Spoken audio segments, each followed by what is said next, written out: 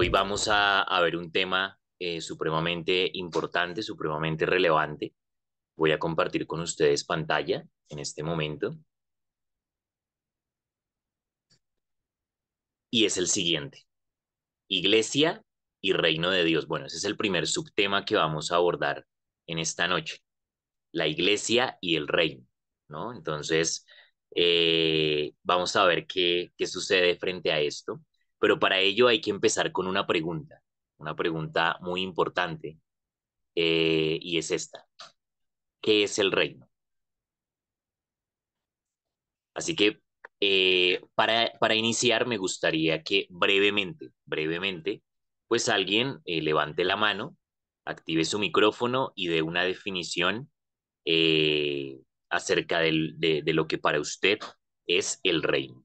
Puede ser en una palabra o una frase muy breve, muy corta, para poder introducir el tema del día de hoy. ¿Qué es el reino?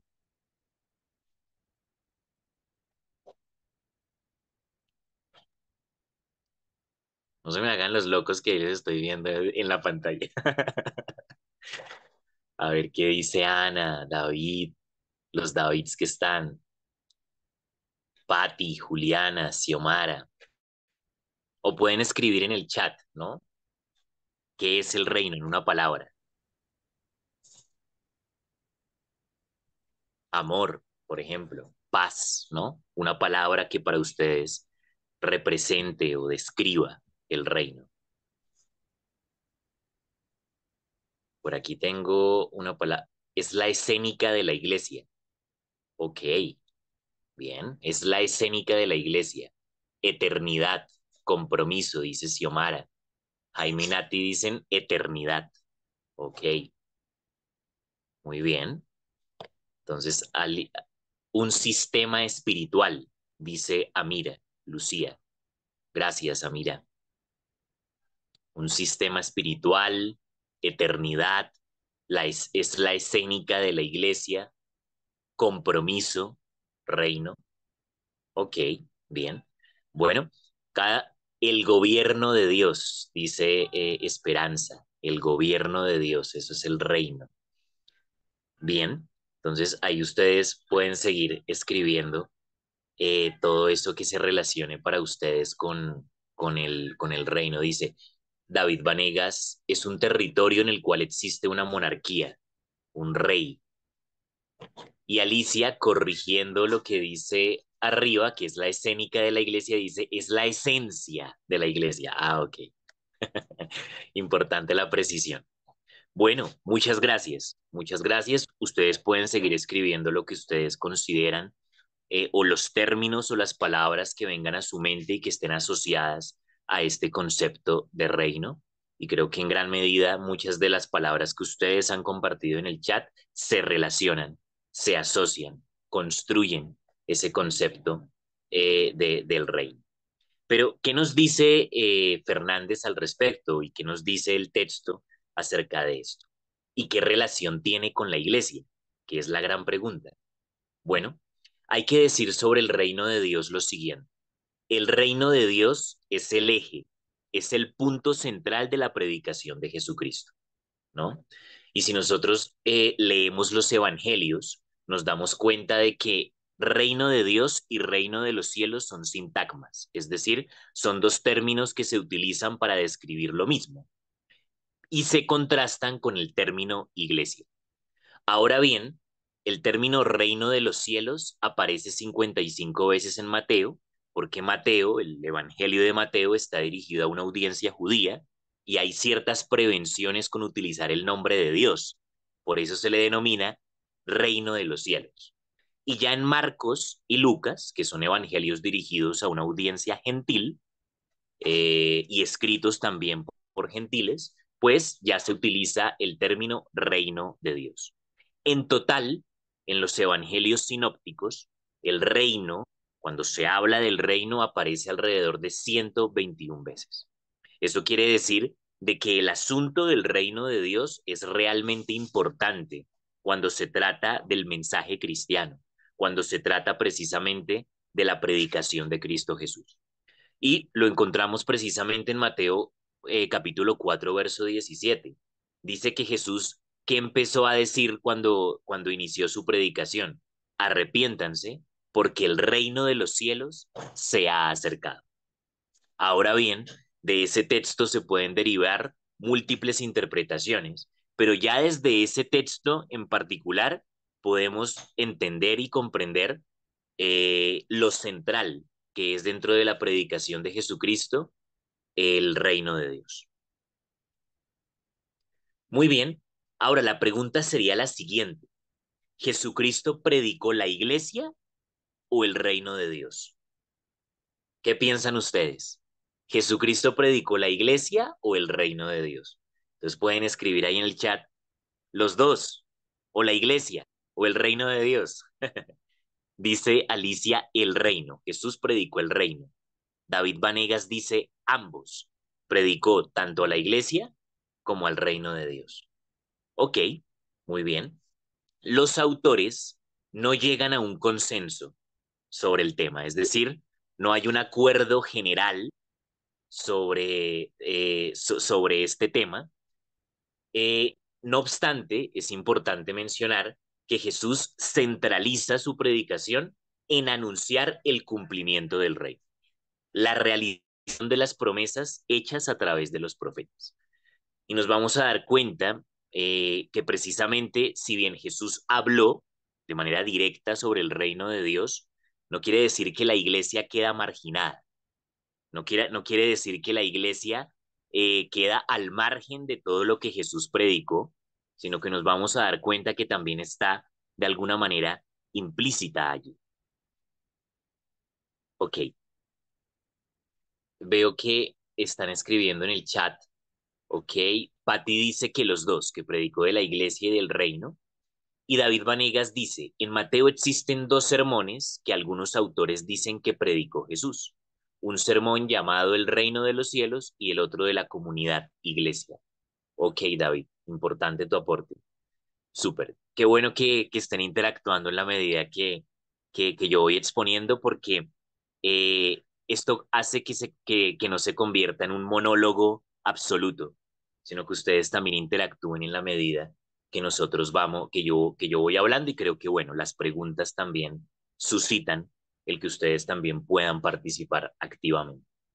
Muy bien, entonces Jesús, el centro de la predicación de Cristo está en anunciar el cumplimiento del reino de Dios.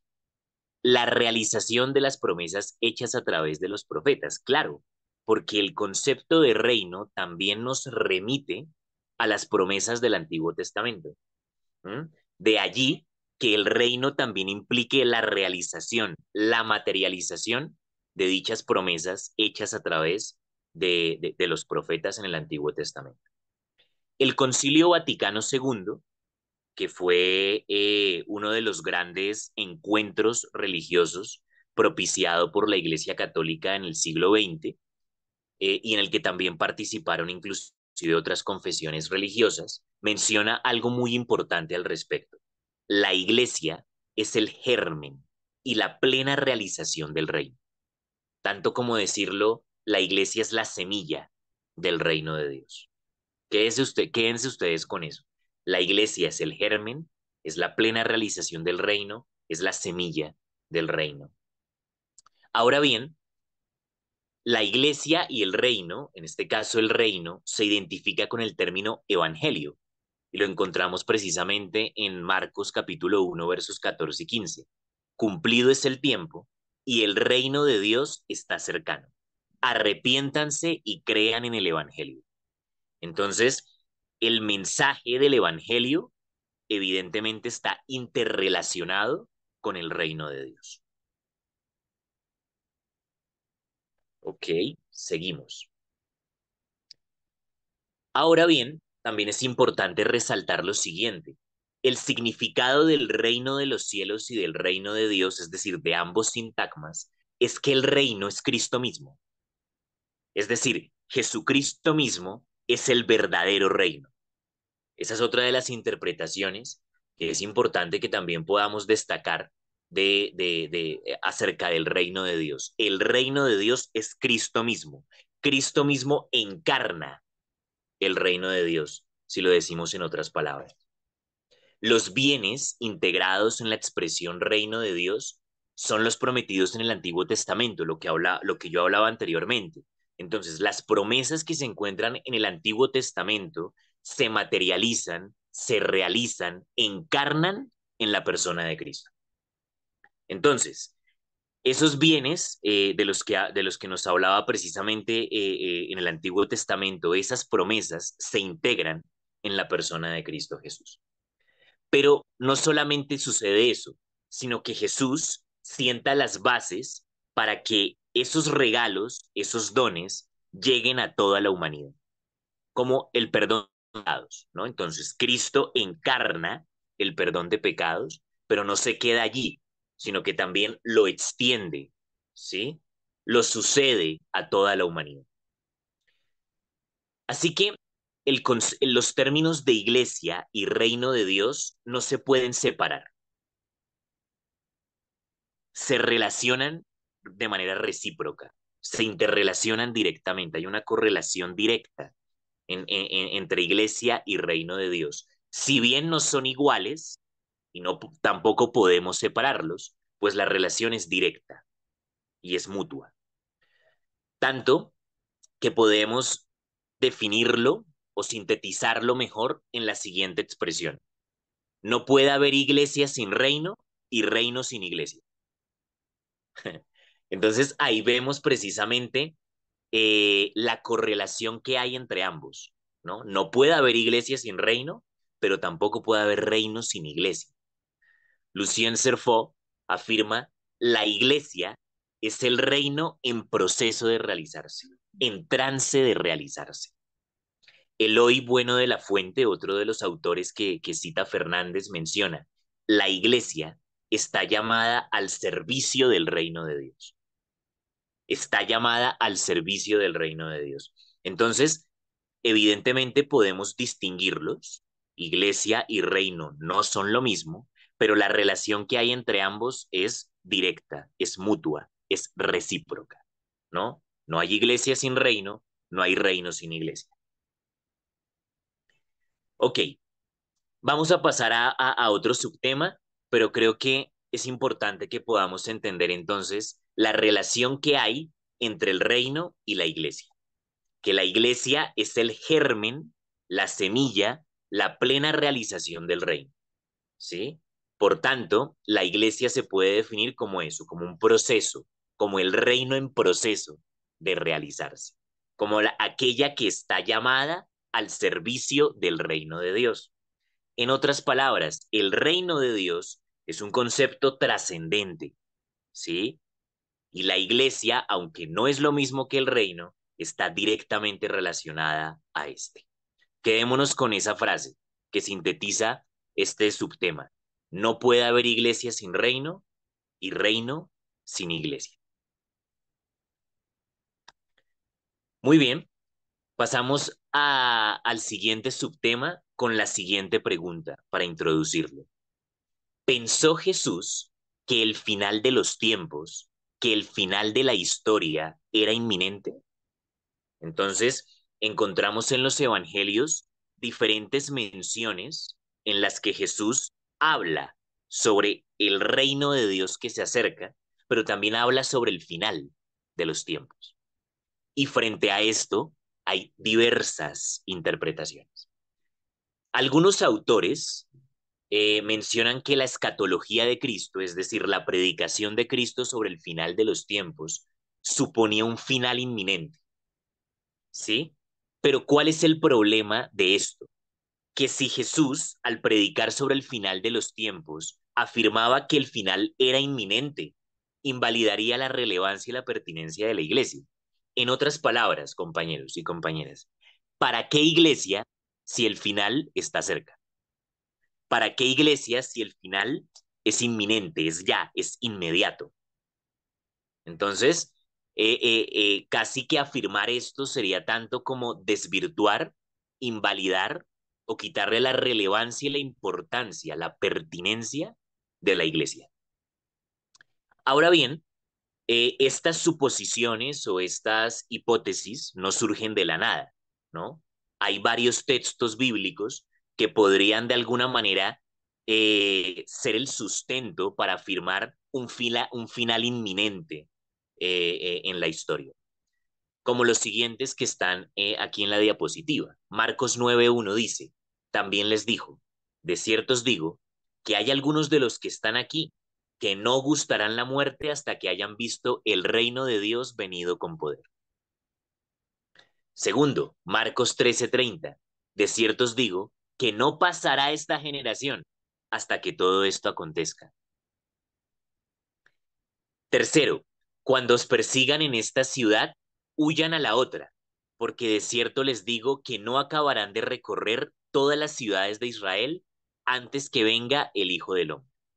Entonces, si nosotros interpretamos literalmente el texto, pues evidentemente pensaríamos que el final es inminente, ¿no? Si lo vemos de manera literal. Pero más adelante vamos a ver que muchas de estas menciones bíblicas requieren una interpretación mucho más profunda, ¿no? Y de allí es a donde surgen perspectivas distintas alrededor de estos mismos textos. Y aquí es importante acotar lo siguiente, y yo diría que es una ley hermenéutica, ¿no? ¿Cuál es esa ley hermenéutica? Un texto oscuro difícil de comprender, debe interpretarse a la luz de otro u otros más claros, ¿no? Entonces, un texto que sea difícil de interpretar, se debe leer a la luz de otro u otros más claros, más precisos, más diáfanos, y ha de ser comprendido a la luz de la totalidad de la obra. ¿Mm? Entonces, eso es supremamente importante, ¿no? Eh, Hay algo súper importante que debemos recordar, la analogía de la fe como principio hermenéutico, ¿no? Entonces, todo se interpreta a la luz de Cristo, pero también como un principio hermenéutico es que no podemos interpretar sin tener en cuenta la totalidad de la obra. Y eso aplica evidentemente a la hermenéutica bíblica y si hacemos hermenéutica de cualquier otra obra, ¿no? Yo no puedo de una manera sesgada interpretar, no sé, a Hegel, el filósofo alemán, o interpretar, no sé, a Heidegger a partir de una sola obra o de un fragmento de su obra, sino que tengo que analizar la obra entera, ¿no? El corpus de la obra entera para poder realizar un ejercicio hermenéutico mucho más preciso. Ok, partiendo de esa ley hermenéutica, entonces debemos decir lo siguiente. El análisis de los testimonios del Nuevo Testamento en su conjunto, del análisis de los testimonios del Nuevo Testamento, se puede decir, se puede deducir que Jesús no pensaba en un final inminente del mundo, como si lo afirman o lo afirmaban algunos autores, generalmente procedentes de la teología protestante, como refiere el autor. Ahora, ¿cuáles son los sustentos? ¿Cuáles son las apreciaciones que hay que tener presentes para poder afirmar que Jesús no pensaba en un final inminente del mundo, de la historia? Bueno, aquí están las siguientes. Algunas parábolas en torno al reino de los cielos suponen un lento desarrollo. Por ejemplo, la semilla, ¿no? Entonces, Jesús utiliza la analogía del reino vegetal, ¿no? Entonces, la semilla que se siembra y que después de un tiempo germina, crece y da frutos. Eso implica un lento desarrollo. Por tanto, por tanto, eso desvirtúa un final inminente, inmediato. Importante tener en cuenta eso. Segundo, las parábolas referidas al hombre. Entonces, en las parábolas que leemos acerca del hombre, nos habla de que hay un tiempo de espera, ¿no? Hay un tiempo de preparación para cuando llegue el juicio final. Por ejemplo, la parábola de las 10 vírgenes. No es un final inminente, sino que las vírgenes tienen que esperar, tienen que velar, ¿no? Entonces ya, si nos habla de espera, si nos habla de preparación, se desvirtúa el final inminente, ¿no? Tercero, Las perspectivas de Jesús hay que interpretarlas en clave de un final a largo plazo. Entonces, Mateo 24, del 5 al 14, en el que se habla precisamente del fin, Jesús dice, después de muchas cosas que sucederán, las señales que acontecerán, y entonces vendrá el fin, ¿no? Es decir, antes del fin precede una serie de sucesos, de circunstancias, de señales, de prodigios diferentes. Por tanto, no se puede afirmar de manera categórica un final inminente. Cuarto, Jesús no da fechas exactas sobre el final del tiempo, ¿no? Como para que se piense, como decía uno de los versículos anteriores, ¿no? De cierto os digo que no pasará esta generación hasta que todo acontezca. ¡Ey, cuidado! Porque Jesús es muy es explícitamente claro, el texto sagrado es muy claro de manera explícita en que no hay una fecha exacta sobre el final del tiempo. No lo saben los ángeles, ni siquiera lo sé yo, dice Jesús, sino solamente el Padre. Otra apreciación importante, que cuando Jesús comisiona a los apóstoles, compañeros, compañeras, si Jesús comisiona a los apóstoles, pues eso no implicaría un final inminente. Eso quiere decir que la tarea, la misión que les encomienda, finalizará en un relativamente lejano. Es decir, Jesús no les dejaría una tarea a sus apóstoles cuando el final es inmediato, ¿sí? Les deja una tarea porque el tiempo es relativamente lejano. Ahora bien, como les decía anteriormente, si nosotros interpretamos los textos de manera literal, pues probablemente podríamos llegar a la misma conclusión de ciertos autores, donde se creían un final inminente por parte de Cristo Jesús. Es decir, que Jesús afirmaba un final inminente de la historia.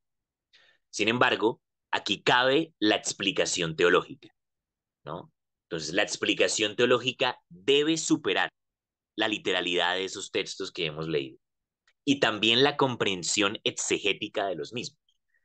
Al respecto, uno de los autores citados por Fernández, Juan Luis de la Peña, dice lo siguiente: es imposible hablar de un reino a la vez presente y futuro si no se parte de una captación del presente y del futuro cualitativamente distinta de la comúnmente vigente.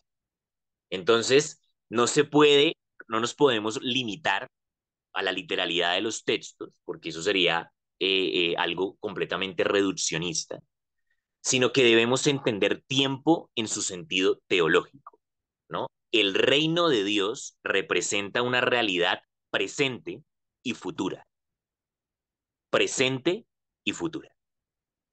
Entonces, el tiempo cronológico, tal y como nosotros lo entendemos, sería demasiado reduccionista para tratar de entender el reino de Dios. Ojo, el reino nos habla de una realidad presente y futura.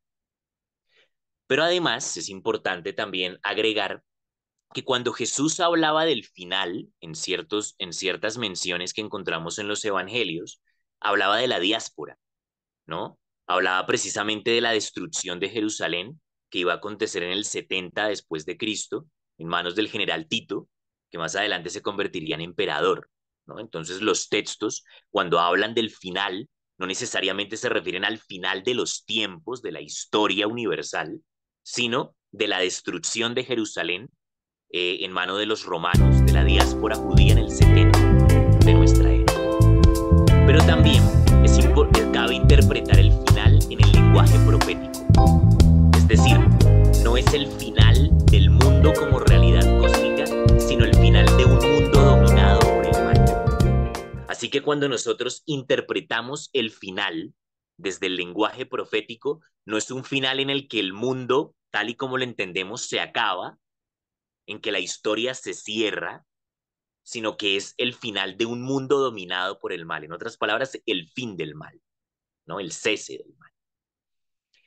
El teólogo alemán Nilka escribe que Jesús no solo anuncia la revelación futura, definitiva del reinado de Dios, sino que ese reinado se hizo experimentable y presente en él, me disculpan ahí la tilde, en él, en su acción y palabra. Es decir, lo que les decía anteriormente, el reino de Dios no solamente es la revelación futura, definitiva del reino de Dios, sino que es una realidad presente, una realidad experimentable en Cristo Jesús, en su acción y su palabra. Una realidad presente y futura. Ahora, podríamos nosotros también hacernos la siguiente pregunta. ¿Qué pensaban las comunidades primitivas acerca del final de los tiempos?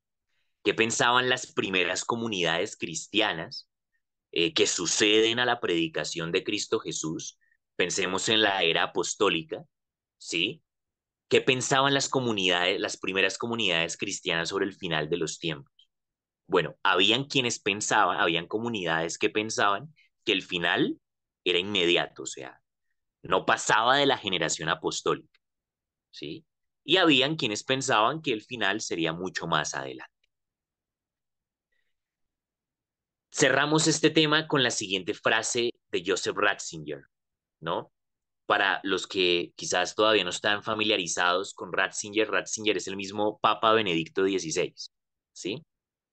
Entonces, Ratzinger, que es un gran, además de que fue papa, fue un gran teólogo citado en numerosas ocasiones por Fernández en el texto que estamos leyendo, cierra con esta frase y dice, la iglesia es prácticamente contemporánea de Jesús, contemporaneidad que se mantiene a lo largo del tiempo, contemporaneidad que permanece vigente, en pie, a lo largo del tiempo.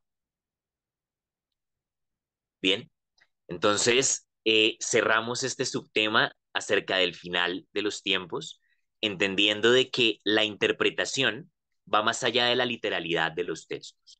¿Qué tiempo lo podemos entender lo podemos entender desde el lenguaje profético, en un sentido teológico, y entender que el reino es una realidad presente y futura a la vez? Muy bien. Seguimos ahora con, o vamos a abrir mejor, la historia de la eclesiología, ¿no?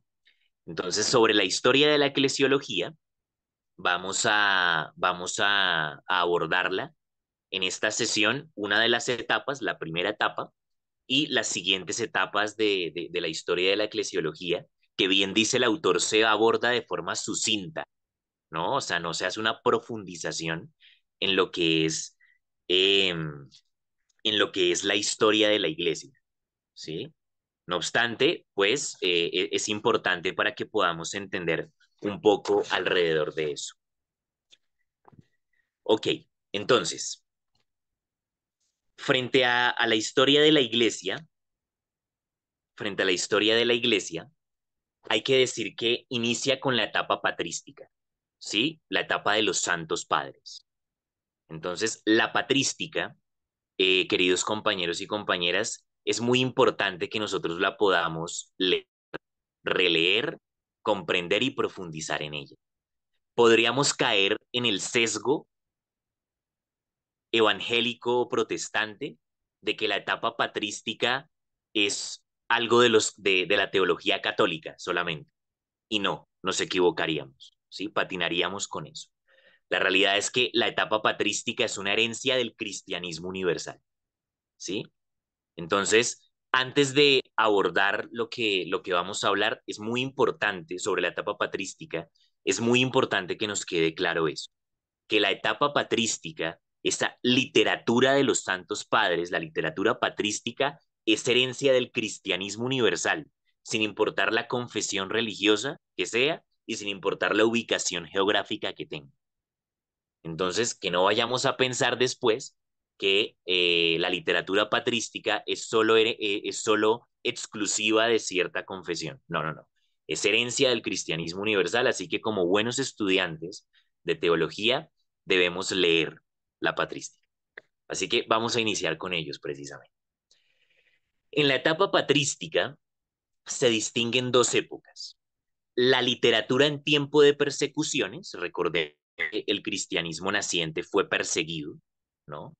Pero también la segunda época de la patrística es la que sigue al reconocimiento oficial, ¿no? Cuando Constantino reconoce el cristianismo como religión oficial del Imperio Romano. Entonces, son dos etapas diferentes. antes y después, por decirlo así. Entonces, el tiempo de las persecuciones y la que sigue, la que sucede al reconocimiento oficial del cristianismo como religión. En la primera etapa de la patrística, encontramos discursos sobre el ser, la importancia y la estructura de la iglesia. En la segunda etapa, encontramos aspectos más teológicos, pero ninguna de las dos etapas alcanza una reflexión sistematizada sobre el ser y actuar de la iglesia. Sin embargo, la reflexión que ellos hacen, porque todo el pensamiento de la patrística, eh, eh, la iglesia está implícito en toda la reflexión sobre la fe de los santos padres, sirve como un insumo importantísimo para lo que mucho más adelante en el tiempo será el tratado de eclesiología, ¿no? San Cipriano, uno de los santos padres, dice lo siguiente acerca de la iglesia. La iglesia es el pueblo unificado que participa en la unión del Padre, del Hijo y del Espíritu Santo, ¿no? Qué lindo porque vemos la vinculación entre la iglesia y la Trinidad, ¿no?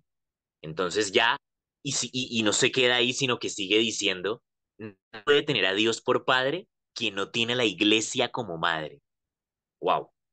O sea, la relevancia que le dan los santos padres a la iglesia es supremamente evidente, ¿sí? O sea, no caben dudas de la importancia que la iglesia como pueblo unificado de Dios tiene para los santos padres.